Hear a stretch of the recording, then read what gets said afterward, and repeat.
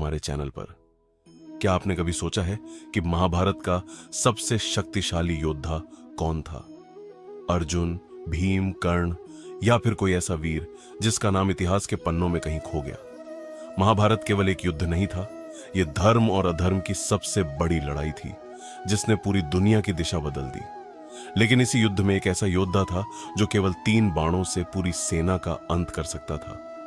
एक ऐसा वीर जिसकी शक्ति से स्वयं कृष्ण भी चिंतित हो गए थे। उस महान योद्धा का नाम था बारबारिका।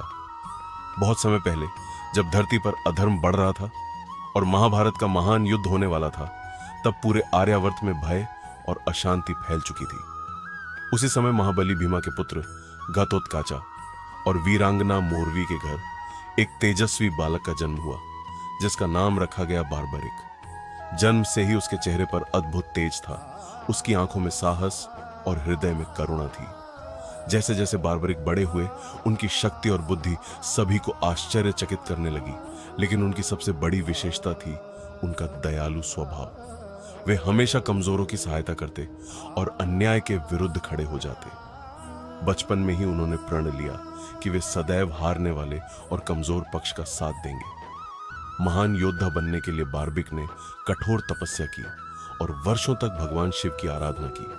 उनकी भक्ति से प्रसन्न होकर भगवान शिव प्रकट हुए और उन्हें 3 दिव्य बाण प्रदान किए। पहला बाण शत्रुओं को चिन्हित करता था, दूसरा सुरक्षित वस्तुओं को पहचानता था और तीसरा बाण चिन्हित हर वस्तु का विनाश करके वापस लौट आता था। अग्निदेव ने उन्हें एक दिव्य धनुष भी दिया। अब बारबरिक संसार के सबसे शक्तिशाली योद्धाओं में से एक बन चुके थे। जब महाभारत युद्ध का समय आया, तब उन्होंने भी कुरुक्षेत्र जाने का निर्णय लिया। उनकी माता मोरवी ने पूछा, पुत्र, तुम किस पक्ष से युद्ध करोगे? बारबरिक ने शांत स्वर में उत्तर दिया, मां, मैं हमेशा हारने वाले पक्ष का साथ दूंगा। अपने नीले घोड़े पर सवार होकर बारबरिक कुरुक्षेत्र की ओर चल पड़े। उनके पास केवल 3 बाण और एक धनुष था, लेकिन उनकी शक्ति असीमित थी। रास्ते में लोग उन्हें आश्चर्य से देखते थे, लेकिन कृष्णा सब जानते थे। वे समझ चुके थे कि यदि बारबरिक युद्ध में उतर गए तो उनकी प्रतिज्ञा के कारण युद्ध कभी समाप्त नहीं होगा, क्योंकि वे हर बार हारने वाले पक्ष का साथ देंगे और युद्ध का संतुलन बदलता रहेगा। इसीलिए कृष्ण ने उनकी परीक्षा लेने का निर्णय लिया। वे एक साधारण ब्राह्मण का रूप धारण करके बारबरिक के पास पहुंचे और मुस्कुराते हुए बोले, हे वीर, क्या सचमुच तुम केवल 3 बाणों से पूरा युद्ध जीत सकते हो?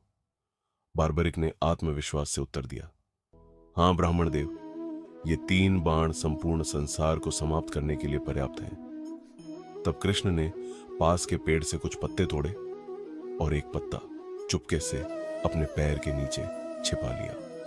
उन्होंने बारबरिक से अपनी शक्ति दिखाने को कहा। बारबरिक ने भगवान शिव का स्मरण किया और एक बाण चला दिया। वह बाण बिजली की गति से हवा में घूमने लगा। उसने पेड़ के सभी पत्तों को छू लिया और फिर कृष्ण के पैर के चारों ओर घूमने लगा। तब बारबरिक बोले, ब्राह्मण देव, कृपया अपना पैर हटा लीजिए, क्योंकि आपके नीचे भी एक पत्ता छिपा है। यह देखकर कृष्ण समझ गए कि बारबरिक की शक्ति असीमित है। यदि वे युद्ध में शामिल हुए तो महाभारत का परिणाम बदल जाएगा। तब कृष्ण ने एक कठिन निर्णय लिया। उन्होंने कहा, हे वीर, युद्ध से पहले मुझे दान चाहिए। बारबरिक मुस्कुराए और बोले, आज्ञा दीजिए प्रभु। कृष्ण बोले, मुझे तुम्हारा शीशा चाहिए। एक पल के लिए पूरा वातावरण शांत हो गया, लेकिन बारबरिक के चेहरे पर भय नहीं था। वे समझ चुके थे कि यह कोई साधारण ब्राह्मण नहीं, स्वयं भगवान कृष्ण है। बिना किसी संकोच के उन्होंने अपना शीश भगवान कृष्ण को अर्पित कर दिया। यह महाभारत का सबसे महान बलिदान था। अपने अंतिम क्षणों में बारबरिक ने कहा, प्रभु, मेरी एक इच्छा है, मैं पूरा महाभारत युद्ध देखना चाहता हूं। कृष्ण उनकी भक्ति से प्रसन्न हुए और उनका शीश एक ऊंची पहाड़ी पर स्थापित कर दिया, जहां से वे संपूर्ण युद्ध देख सकते थे। 18 दिनों तक बारबरिक ने महाभारत का भयानक युद्ध देखा।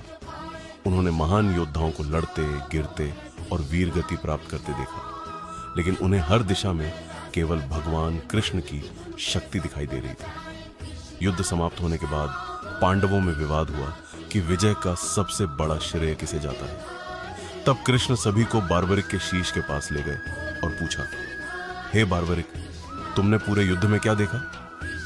बार्बरिक ने शांत स्वर में उत्तर दिया, मैंने युद्ध भूमि में केवल आपको देखा प्रभु। हर दिशा में आपका ही सुदर्शन चक्र घूम रहा था। योद्धा तो केवल माध्यम थे, वास्तविक विजय आपके कारण ही हुई। यह सुनकर सभी पांडव मौन हो गए। उन्हें समझ आ गया कि भगवान की इच्छा के बिना कुछ भी संभव नहीं। बार्बरिक का बलिदान आज भी भक्ति, त्याग और धर्म का प्रतीक माना जाता है। मान्यता है कि कलयुग में वे श्याम बाबा के रूप में पूजे जाते हैं। लाखों भक्त आज भी उन्हें सच्चे मन से याद करते हैं और मानते हैं कि वे अपने भक्तों की हर मनोकामना पूरी करते हैं। कभी कभी सबसे महान योद्धा वही होता है जिसे युद्ध लड़ने का अवसर ही नहीं मिलता। जय श्री श्याम।